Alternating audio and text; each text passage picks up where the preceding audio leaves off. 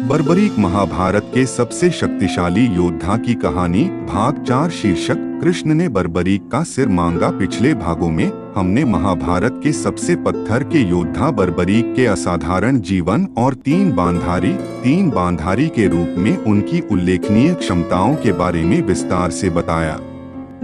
हमने भगवान कृष्ण के साथ उनकी मुठभेड़ देखी, जहां उन्होंने स्वेच्छा से अपने हथियार डाल दिए।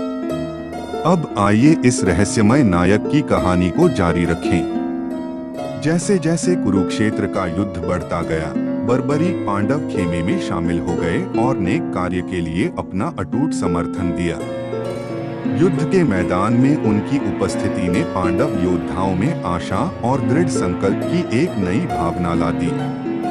हालांकि दिव्य सारथी और अर्जुन के सलाहकार कृष्ण जानते थे कि बर्बरीक के पास एक अद्वितीय शक्ति है जो संभावित रूप से युद्ध के पैमाने को पलट सकती है। कौरवों के सामने आने वाले परिणामों से गहराई से वाकिफ कृष्ण ने बर्बरीक की क्षमताओं की अंतिम परीक्षा लेने का फैसला किया।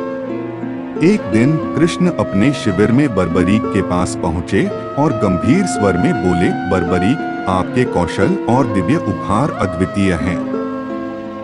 लेकिन मेरी एक अनूठी मांग है जो वास्तव में आपकी वफादारी और प्रतिबद्धता की परीक्षा लेगी। सदैव आज्ञाकारी और आदरणीय बर्बरीक ने भगवान कृष्ण को प्रणाम किया और पूछा, हे भगवान, कृपया मुझे बताएं, आपकी आज्ञा क्या है? कृष्ण ने कठोर दृष्टि से कहा, मैं बलि के रूप में तुम्हारा सिर मांगता हूँ। बर्बरीक हैरान और अचंभित होकर कृष्ण के अनुरोध की गंभीरता को समझ नहीं सका। उन्होंने सवाल किया, लेकिन क्यों भगवान कृष्ण? मेरे बलिदान से क्या प्रयोजन पूरा होगा?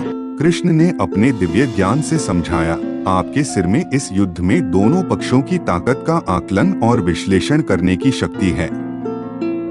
आपके सिर का बलिदान करने से हम दुश्मन की ताकत और कमजोरियों का लाभ और ज्ञान प्राप्त करेंगे, जिससे जीत सुनिश्चित होगी।